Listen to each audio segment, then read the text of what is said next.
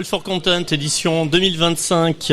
Alors on a la chance, Patrick, d'avoir deux invités sur ce plateau cet après-midi. Élodie Barlot, bonjour. Bonjour. Et Karine Mas, bonjour. Vous êtes toutes les deux ici pour représenter la société. Alors on doit dire Oxygène RP ou O3 ? Alors, on peut dire les deux. On est plutôt, nous, représentants de O3, mais on fait partie de la famille du groupe Oxygène. O3 est un département. Voilà, en quelque sorte. En fait, on est le hub stratégique et créatif du groupe Oxygène, qui est un groupe historique qui a 25 ans. O3, on est tout jeune. On lance la structure O3 officiellement dans 15 jours avec un nouveau site internet. Voilà. Donc officiellement, vous n'êtes pas là, quasiment. Aujourd'hui, 3 juin. Vous êtes, c'est une avant-première pour vous. Voilà. C'est une avant-première. La date n'a pas été choisie au hasard. Voilà. Très bien. Et oui, au 3 juin, c'est parfait. Donc, expliquez-nous ce que vous faites chez Oxygène. Oxygène, c'est quoi ? Alors Oxygène, historiquement, donc 25 ans, c'est une agence vraiment de relations presse qui est ensuite, bien sûr, qui a évolué, qui fait du social media, de l'événementiel aujourd'hui. Et O3, donc, c'est vraiment depuis 2 ans, on a venu structurer, et renforcer notre capacité de conseil en stratégie de marque et en créa, aussi en solutions créatives. Donc on a travaillé, repositionné un petit peu ça chez Oxygène en 2 ans, et donc on lance O3, on va brander cet enfant Oxygène et on va le lancer donc dans 15 jours. Donc le site internet, est à le peine, site internet, l'adresse, ce sera www.o3communication.fr. Alors O3 Communication tout attaché. Oui. Le 3, c'est le chiffre 3, on est d'accord. 3, O3, voilà. De façon à ce que nos auditeurs ne se trompent pas. C'est ça. Voilà, c'est l'hydrogène pour les scientifiques. C'est l'hydrogène pour les scientifiques, exactement. Alors, vos clients, aujourd'hui, les clients d'Oxygène, ils sont nombreux, j'imagine.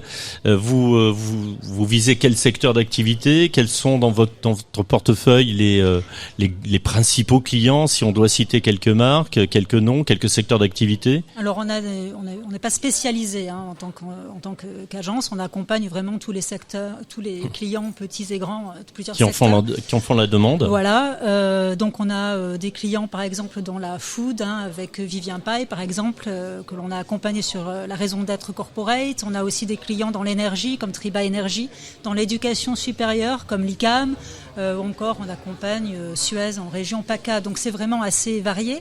Nous, ce qui nous motive en fait chez O3, c'est d'accompagner des clients qui ont une vision partagée avec nous sur l'idée que la communication est aujourd'hui un moteur de progrès. Donc c'est vrai que les secteurs qui nous intéressent particulièrement vont être autour du développement durable, de l'éducation, de nourrir, comment bien se nourrir. Donc c'est vrai on gravite autour de ces sujets-là, de ces secteurs-là, parce que c'est en lien avec une vision qui nous est chère chez O3. Donc il y a vraiment une considération écologique, vous avez vraiment ce côté éco-responsable qui est important pour vous, pas que j'imagine, mais c'est pas que ça, c'est vraiment le progrès au sens large. En fait, on est convaincu qu'on vit une révolution cognitive industrielle aujourd'hui. Et aujourd'hui, d'ailleurs, on a beaucoup parlé de ça pendant le salon, les contenus à l'ère de l'IA, par exemple. Et nous, on est assez convaincus qu'en tant que communicants professionnels, on a une vraie responsabilité, un vrai rôle pour faire en sorte justement que la communication soit un moteur de réel progrès, d'un progrès souhaitable en fait. Et que aujourd'hui, c'est pas juste produire plus de contenu dans un monde qui fait déjà beaucoup de bruit, mais c'est vraiment créer du sens.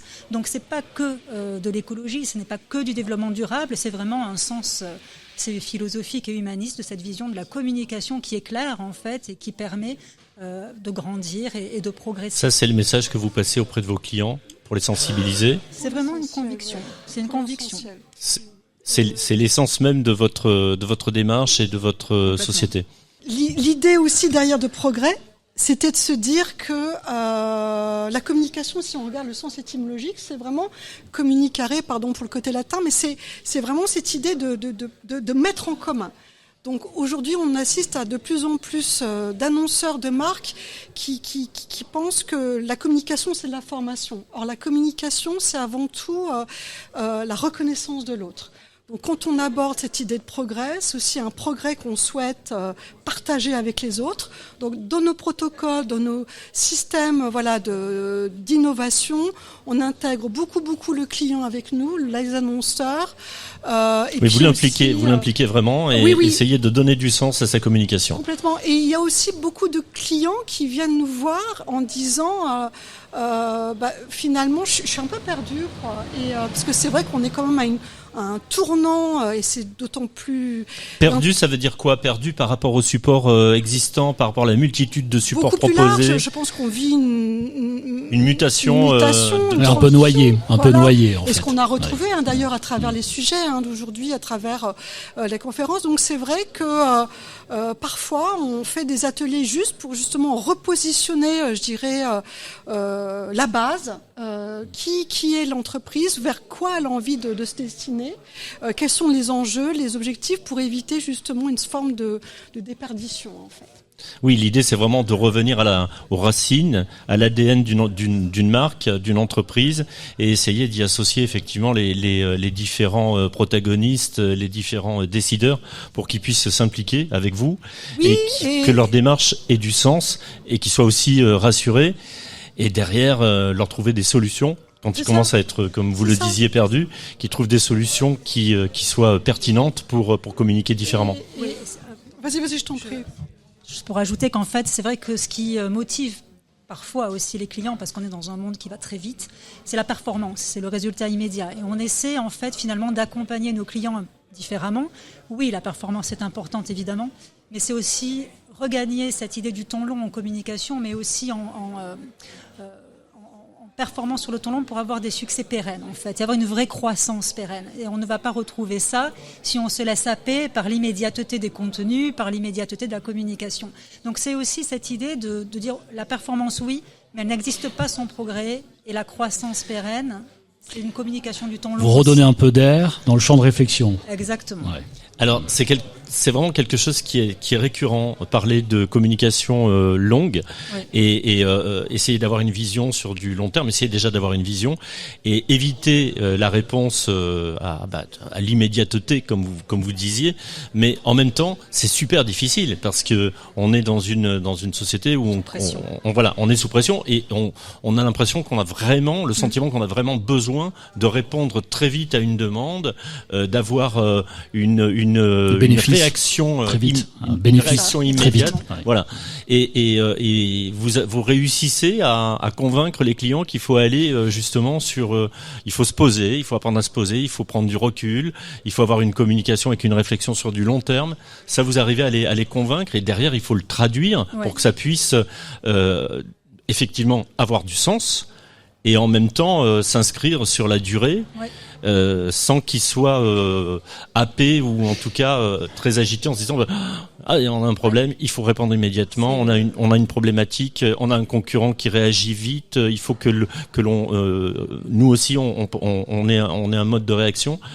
Donc c'est vraiment une autre philosophie, une autre démarche, mais c'est quelque chose qui est récurrent, je trouve, depuis quelques temps. On revient à ça, à cette idée. Après il faut le traduire dans une société où on est de plus en plus dans la consommation, dans l'hyperconsommation et la surconsommation. Je pense que je pense qu'on est convaincus, avec Karine, on partage cette vision, c'est pour ça qu'on travaille ensemble, que c'est aussi notre devoir en tant que communicant d'apporter cet éclairage à nos clients. Donc effectivement, on n'arrive pas toujours à les convaincre, il y a parfois des solutions qu'on va déployer, mais en général, on propose toujours de le faire, c'est d'une première étape vers quelque chose de plus long terme. On essaie toujours d'offrir une vision long terme, même s'il y a des solutions qui sont parfois déployées. C'est de dire oui, mais ça va s'inscrire dans une stratégie plus longue. Et voilà pourquoi. Et ça, c'est pas simple, parce que la nature a horreur du vide. On aime parler, on a peur parfois. Mais finalement, les silences sont très puissants aussi. Et il faut apprendre c'est un petit peu, c'est comme de la musique, il faut apprendre à maîtriser les moments de musique et les moments de silence pour que quand on joue de la musique, ce soit encore plus beau. C'est encore plus beau après un moment de silence. Donc je crois que c'est Miles Davis qui disait Mozart. Les plus belles notes sont les silences.